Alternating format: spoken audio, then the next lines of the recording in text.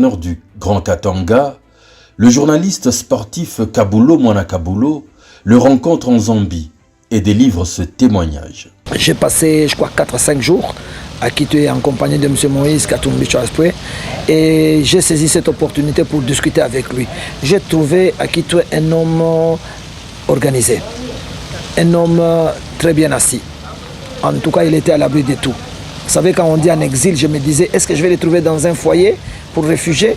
Est-ce que je vais le trouver dans un centre où on met les exilés politiques? Non, je l'ai trouvé très bien dans une villa très moderne avec ses enfants. Et nous avions commencé le lendemain à discuter. Il m'a fait d'abord visiter toutes ses affaires. Les affaires qui étaient florissantes. Déjà à l'époque, il y a 12 ans, 13 ans, j'ai visité la minoterie industrielle avec des moulins professionnels qui produisaient autant de sacs de farine par jour, de qualité. Ensuite, j'ai visité la poissonnerie industrielle qui produisait à peu près 1000 tonnes de poissons régulièrement. Et puis, ces poissons nourrissaient pratiquement toute l'Afrique australe et une bonne partie était envoyée en République démocratique du Congo. J'ai eu la chance également de visiter les mines, ces mines, et l'usine d'extraction qu'on appelait l'émeraude. L'émeraude, c'est les diamants verts, pour votre information. J'étais là, j'ai assisté à l'extraction, comment on faisait et les recettes journalières, comment ça se produisait. Et je me souviens, en ce qui concerne les mines avaient réalisé des recettes incommensurables. Et il y avait déjà la première vente à l'époque qui avait réalisé plus ou moins 160 millions de dollars. La deuxième vente, c'était 180, mais il y avait la première vente, la grande vente, qui avait battu le record avec 380 millions à l'époque. Et c'est tout naturellement que l'ambassadeur Séraphin Ngouège fait cette importante déclaration. N'oubliez pas qu'un frère comme Katumbi est millionnaire avant d'être gouverneur.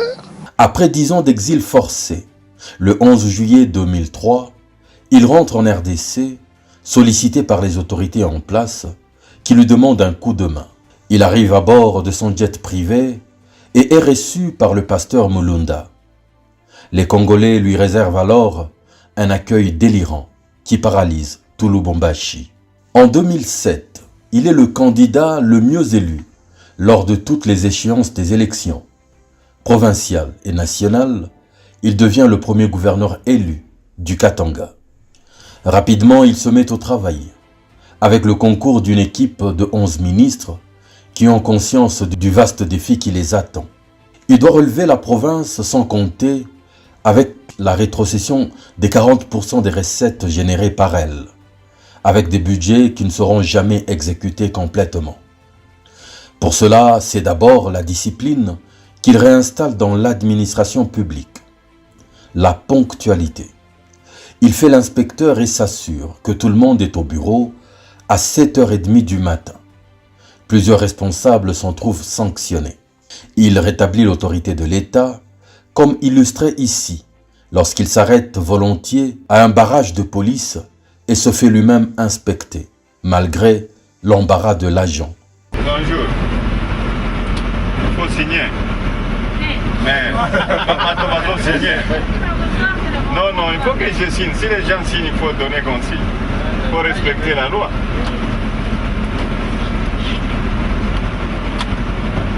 Elle fait son travail. Hein. Il est constamment sur terrain. Il dirige par proximité. Il est lui-même présent où se pose un problème.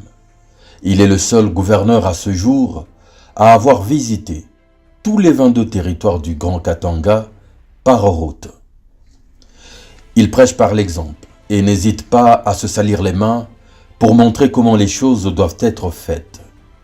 Son épouse, Karine Katumbi, le rejoint souvent dans cet exercice. Cette nouvelle façon de faire, ce nouveau visage de l'autorité, cette culture de proximité lui valent les cœurs de ses administrés. Quels sont les défis qui l'attendent? Dans quel état trouve-t-il le Grand Katanga qu'il veut relever? 12 000 km de routes à réhabiliter. Des routes dans des états à peine imaginables. Comme ici, lorsqu'il s'embourbe dangereusement sur le tronçon Lubumbashi-Kasenga, malgré la robustesse de son 4x4. La situation au cœur de Lubumbashi est loin d'être différente, surtout après la pluie. Dans la majorité d'écoles, en plein 21e siècle, les élèves continuent de s'asseoir soit à même le sol ou sur des morceaux de briques. Dans les hôpitaux publics, les malades ne connaissent pas la dignité de dormir sur des lits appropriés. Juste quelques exemples, parmi autant d'autres défis. Au grand mot des grands remèdes, il faut de l'argent, beaucoup d'argent, dans les caisses de l'État. Il prend alors la décision la plus courageuse de son mandat. Il interdit strictement l'exportation des minerais bruts en dehors du Grand Katanga. Les effets sont immédiats. Des usines de traitement de minerais fleurissent. À travers la province, des emplois sont créés, les recettes pleuvent. Même les conditions de travail des ouvriers sont transformées. Il y veille en personne. Enfin, le peuple peut voir un dirigeant sermonner les tout-puissants Chinois, patrons du secteur minier.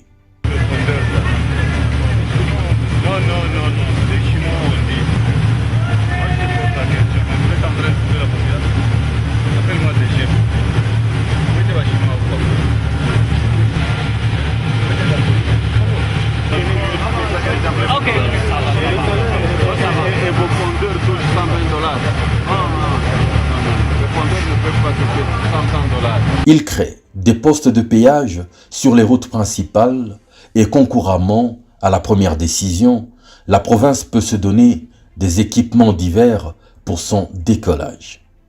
Des équipements montrés à la population lors du premier défilé du 30 juin de son règne.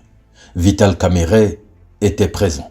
Encore la question de savoir comment il a pu se procurer autant de tracteurs, autant de véhicules au moment où le gouvernement central est incapable d'acheter des véhicules à ses ministres. Kusikia kwa mbali kuna ongo. Nafika minaona naitika kweli changement ingia mukatanga. Tunaona manger. Minaona kama bagouvernement pengine inafaa wake mustage au Lubumbashi. Bakuifage.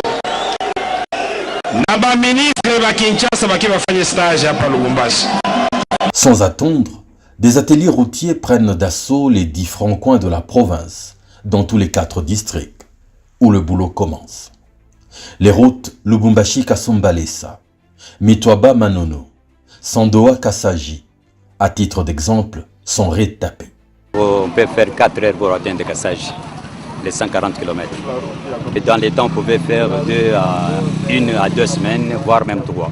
À l'intérieur, dans le Haut-Lomami, une usine tout entière de fabrication d'enrobés, d'asphalte est montée pour les travaux de voirie avec des résultats impressionnants.